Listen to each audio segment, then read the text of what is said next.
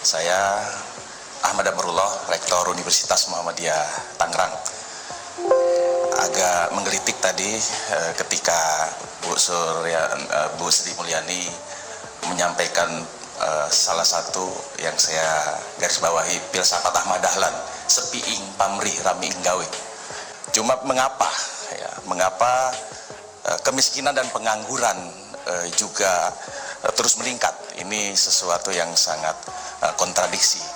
Jadi Pak Rektor, mohon mungkin tidak punya persepsi seolah-olah APBN, karena saya ngomongnya tadi pakai sedikit bahasa Inggris, seolah-olah itu hanya untuk perusahaan besar.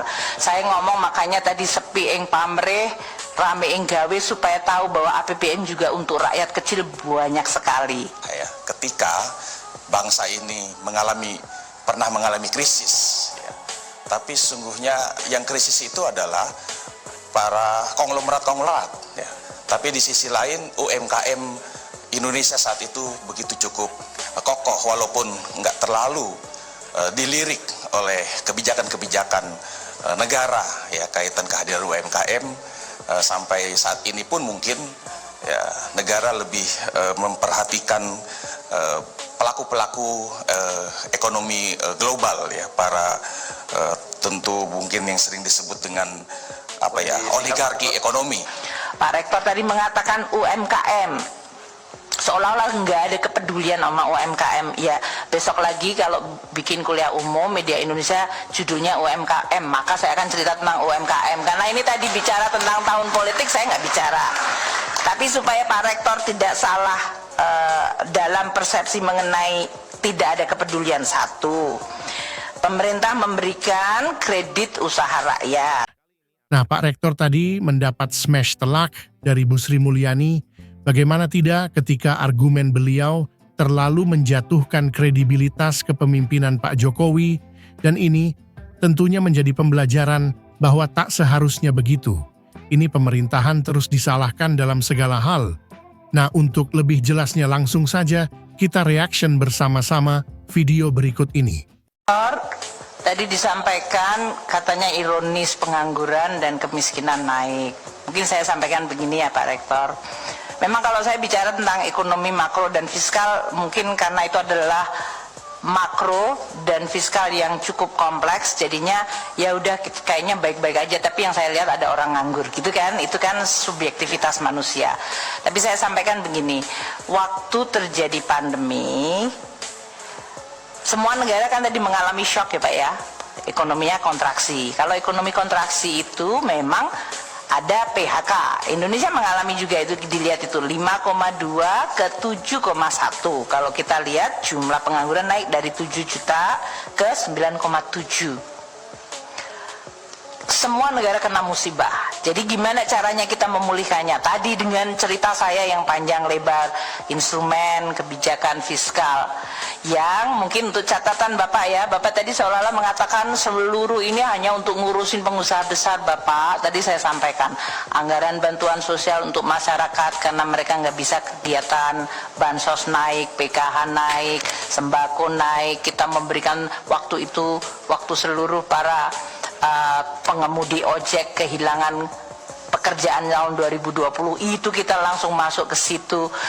Jadi mungkin persepsi bahwa seolah-olah APBN mengurusi yang besar, malah yang besar kita pajekin, yang kemudian dipakai untuk itu tadi Pak Rektor, satu.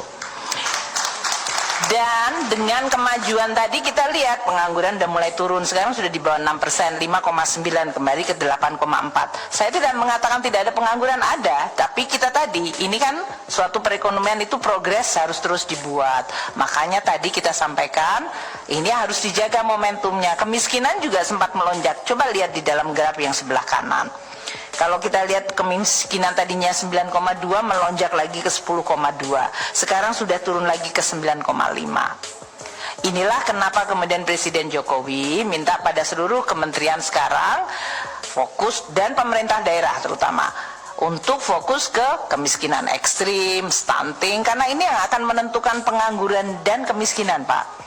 Kita membuat yang disebut, kalau saya tadi memberikan contoh infrastruktur seolah-olah jalan tol, infrastruktur itu termasuk sanitasi, air bersih, irigasi, dan upgrading rumah yang dilakukan oleh Menteri PUPR. Mungkin yang kelihatan karena selama ini adalah bendungan sama tol, jadi seolah-olah itu tidak terekspos. Itu satu untuk catatan. Yang kedua, Pak Rektor tadi mengatakan UMKM.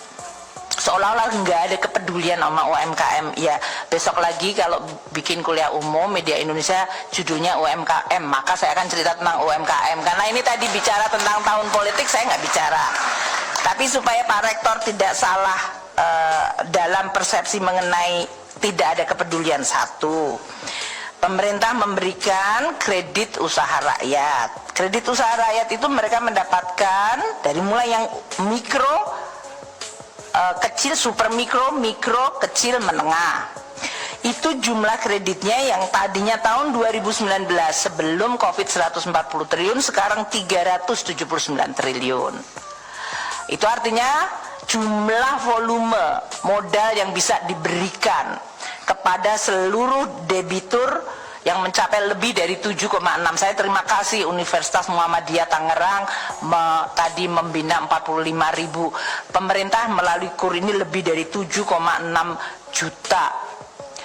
Itu masih yang melalui perbankan. Kita tahu banyak masyarakat yang nggak bisa akses perbankan kan Pak. Makanya kita ciptakan apa yang disebut ultra mikro. Ada tadi super mikro, kalau di perbankan tuh mulainya dari super mikro, itu terutama BRI bisa melakukan. Kami membuat yang di bawahnya super, namanya ultra. Ultra mikro, makanya namanya UMI. Kalau untuk Muhammadiyah enak, UMI kan ibu berarti ya dalam hal ini. Pembiayaan UMI ini kita berikan dana bergulir. Totalnya sekarang sudah mencapai 10 triliun dan jumlah penerimanya lebih dari 7 juta juga Pak. Tadi kita ada yang melalui Duafa itu, ada melalui kooperasinya ada yang punyanya NU, ada yang punyanya Muhammadiyah, ada yang kita menggunakan seluruh, karena mereka yang kita bicara juga dengan seluruh yang disebut LKNB di bawah kooperasi itu dan bank wakaf itu semuanya digunakan untuk menyalurkan tadi dana dari APBN untuk yang paling super mikro tadi, yang ultra mikro tadi.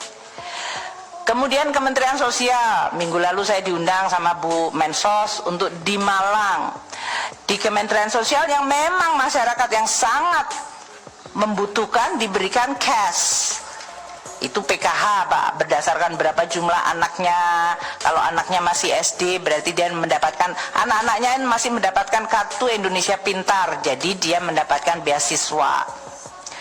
Mereka semuanya masuk di dalam BPJS Kesehatan, nggak bayar, kita yang bayar. 94 juta kita bayari untuk iurannya, sehingga kalau sampai ada yang sakit mereka akan bisa masuk rumah sakit tanpa dia harus mengeluarkan dana. Kalau ibu-ibunya hamil kita berikan tunjangan tambahan di keluarga yang tadi, yang rentan dan yang kurang mampu. Bu Menteri Sosial masih punya ide lagi Bu, kita perkuat lagi, mereka punya inkubasi, kemarin disebut pahlawan ekonomi Nusantara.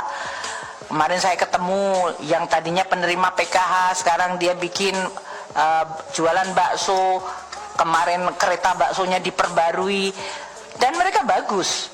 Mereka, Bu saya sekarang sudah mengentaskan diri, saya tidak perlu lagi PKH karena saya sudah punya sekarang bidang usaha sendiri. Ada satu lagi yang bikin anyam-anyam, dia juga nambah, ada yang bikin kolam renang dari plastik. Dia yang tadinya mendapatkan 3 juta, 4 juta sebagai modal yang tadi seperti ultra mikro. Jadi Pak Rektor, mohon mungkin tidak punya persepsi seolah-olah APBN, karena saya ngomongnya tadi pakai sedikit bahasa Inggris, seolah-olah itu hanya untuk perusahaan besar. Saya ngomong makanya tadi sepi ing pamrih, rame ing gawe, supaya tahu bahwa APBN juga untuk rakyat kecil banyak sekali. Itu tadi ya.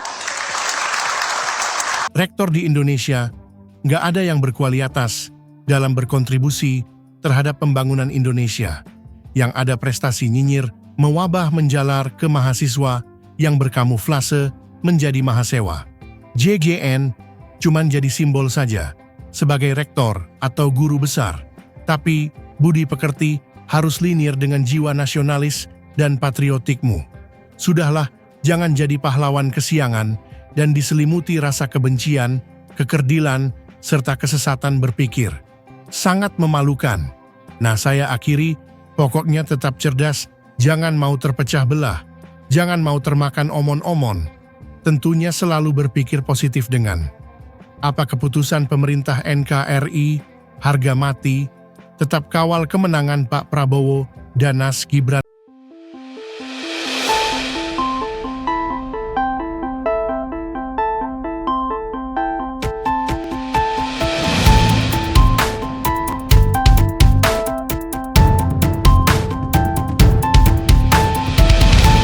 Jangan lupa klik tombol subscribe di channel Sirait Media, tempatnya berita dan hiburan.